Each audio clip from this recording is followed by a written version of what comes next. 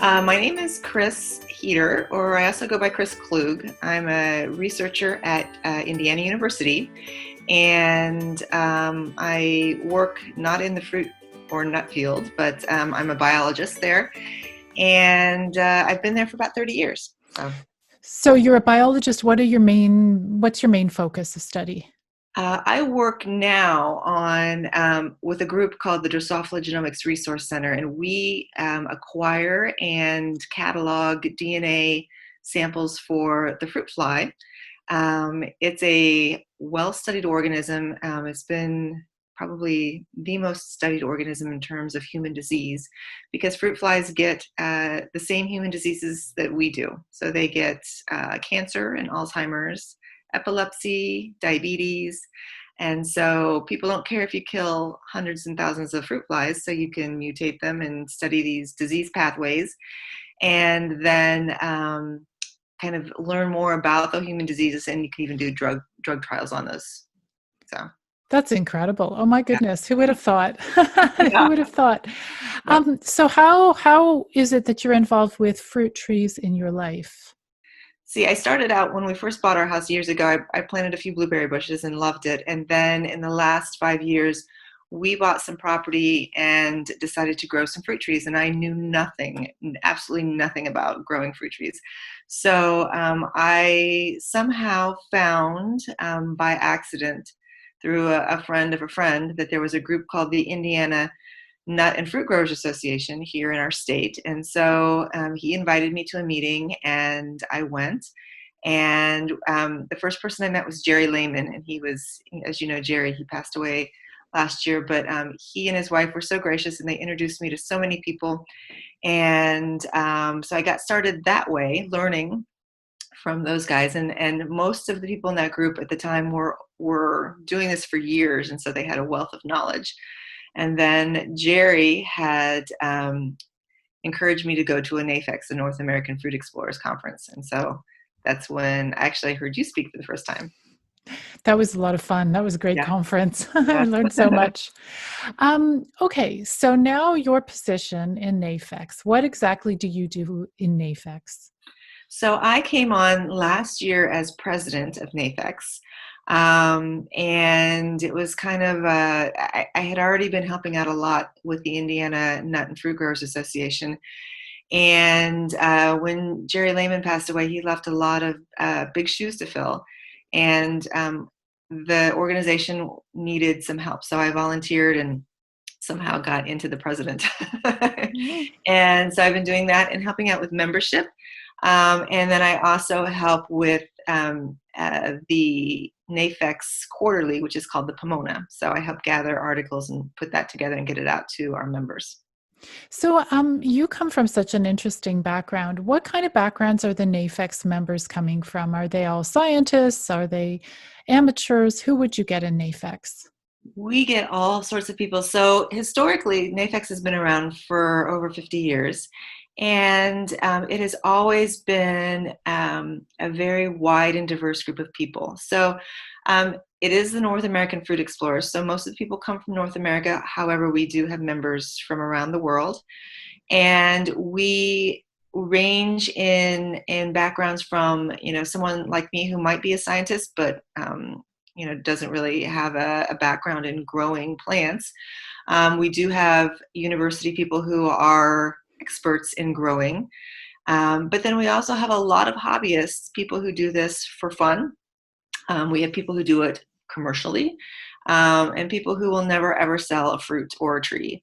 So it's a huge range of people, and I love it because it's great. And I'm a perfect example of somebody who came in, middle of her life, knowing nothing about how to grow a tree, um, and learning so much in the past 2 to 3 years. It's incredible because the knowledge in the group is wonderful. And as somebody who's new, I don't feel embarrassed or um, uh, I don't feel weird about asking somebody what I might think of or what they might think of as a dumb question. There's no dumb questions, right?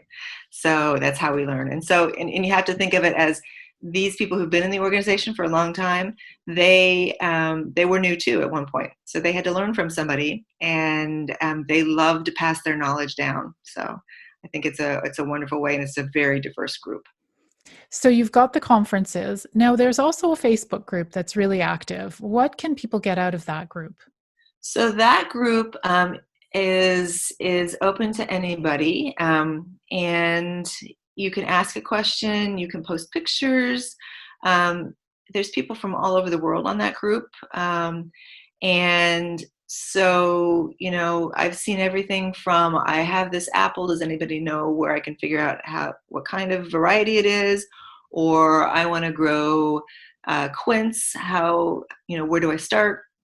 So there's almost undoubtedly more than one person on that group that's going to be able to help answer your question or direct you to an area that or a website or something that can help you.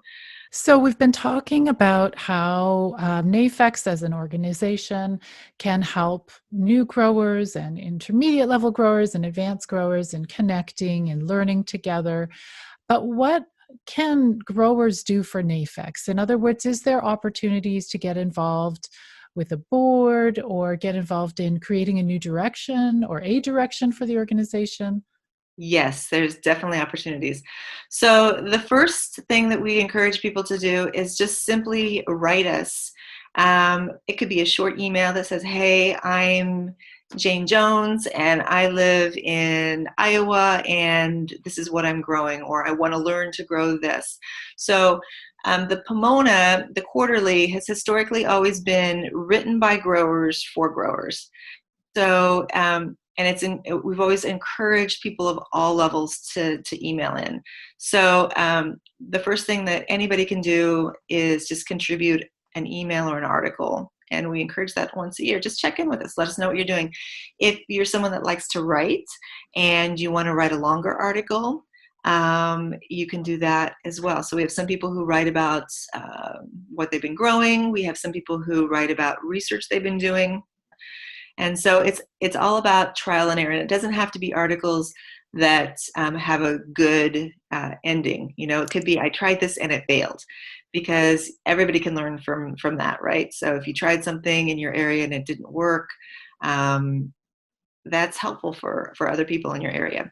So that's one way people can get involved. Another way is to volunteer. So NAFEX has always been a volunteer-run organization. None of us get paid, and so we are always in need of board members and officers. And we've had committees in the past, and I'd like to see an increase in that. People who can participate in a committee, and it doesn't require a lot of time. The board members, we typically meet 3 to 4 times a year on Zoom for an hour, hour and a half, and that's it. How much is membership? Membership can vary between $19 a year to $25. So with $19 a year, you have access to the digital version of the Pomona every time it comes out, plus all of the historic archived ones. The $25 a year is the same membership, plus you get the Pomona mailed to you by postal mail. Well, thank you so much, Kris. Thank you for all the work you do with Oh, NAFEX. you're welcome. Thank you for having me on here.